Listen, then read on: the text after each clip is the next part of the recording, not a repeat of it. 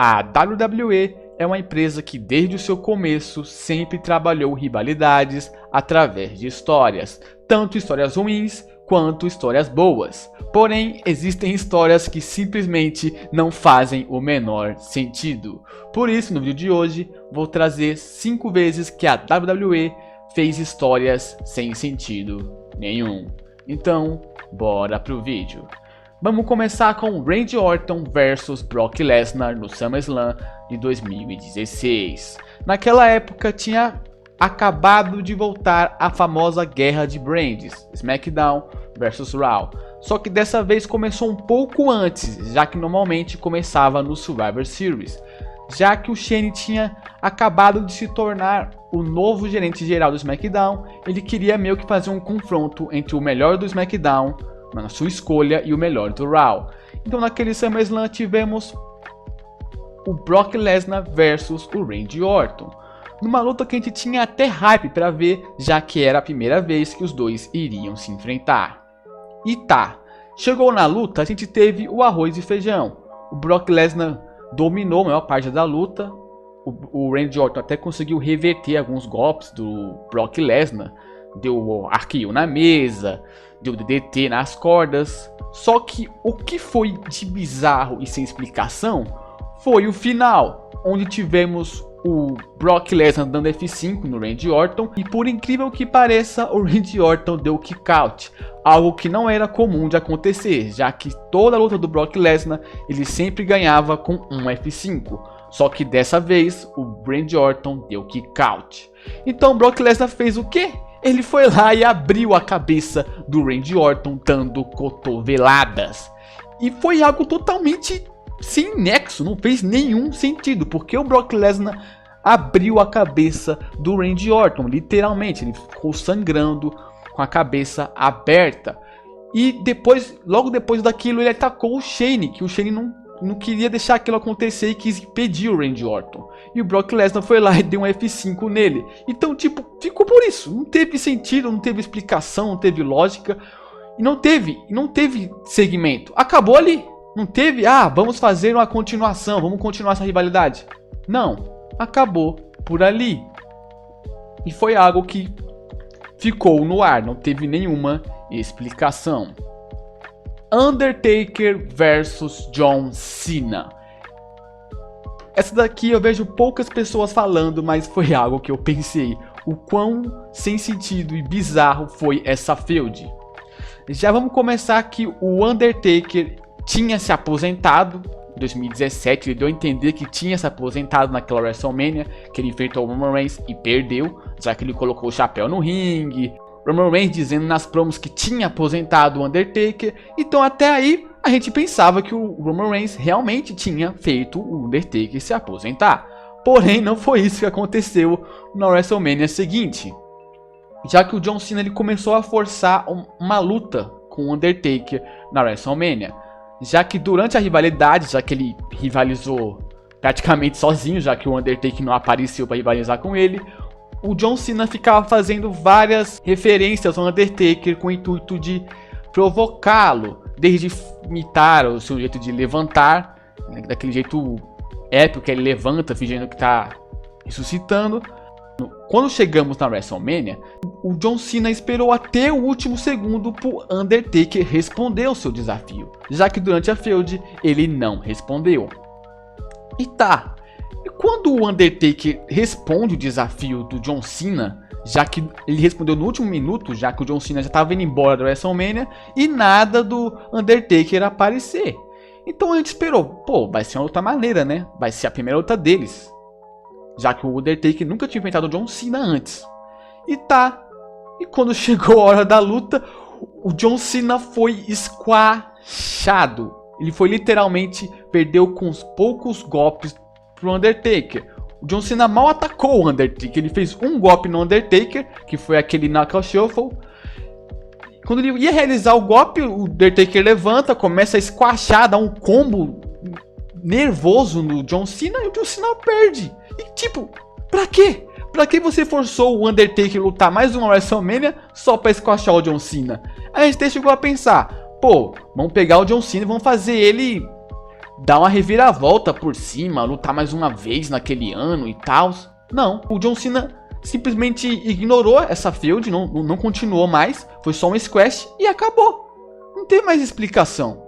Foi só um squash normal do John Cena, não teve explicação, não teve lógica, porque o John Cena foi squashado e foi isso. O John Cena, se não me engano, ele nem chegou a lutar naquele ano de 2018, ele só foi aparecer na WrestleMania do ano seguinte. Então, pra quê? Cadê o sentido em fazer o John Cena ser squashado? Entende? Aí. E vamos falar agora de uma recente, que foi o cash-in do Theory. Theory que era o Mr. Money in the Bank de 2022.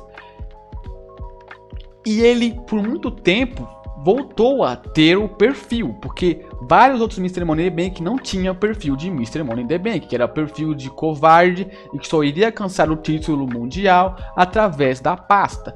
E quando finalmente temos alguém com esse perfil, o Theory vai lá, faz cash-in no título americano, detalhe, título que ele já tinha ganhado há pouco tempo, e falha.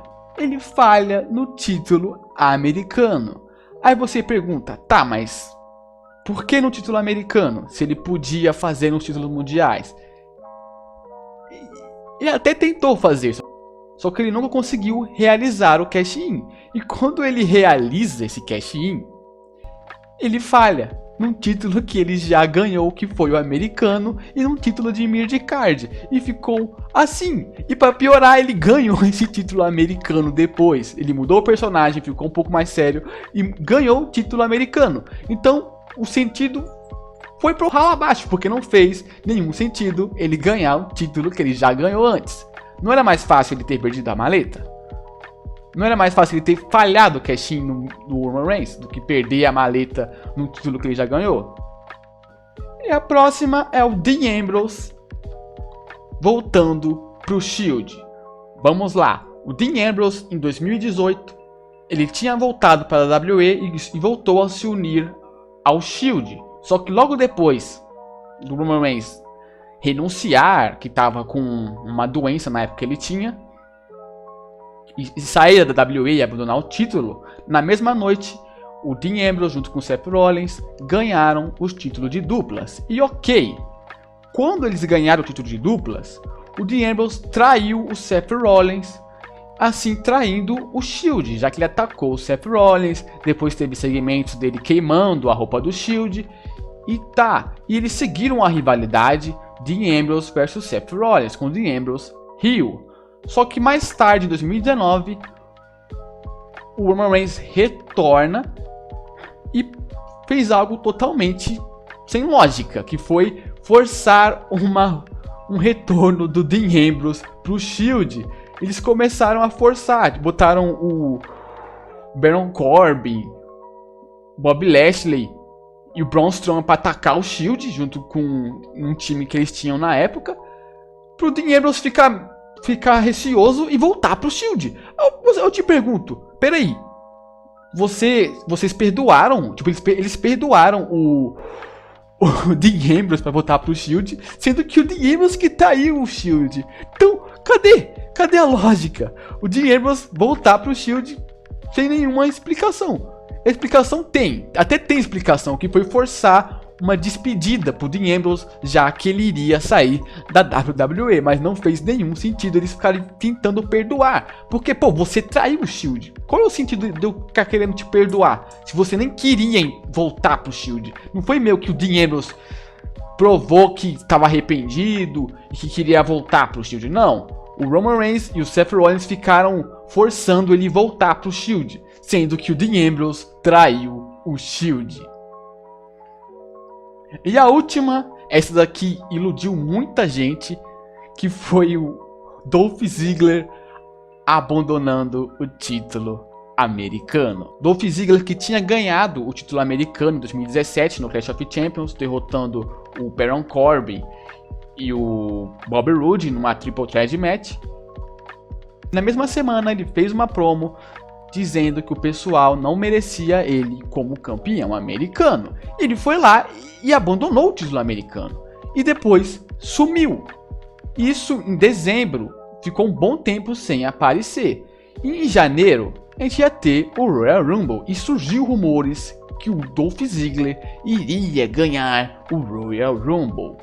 E a gente ficou no hype. Cadê o Dolph Ziggler? Esperamos até o último segundo. E cadê o Dolph Ziggler? Ele entra como número 30. E o pessoal foi à loucura.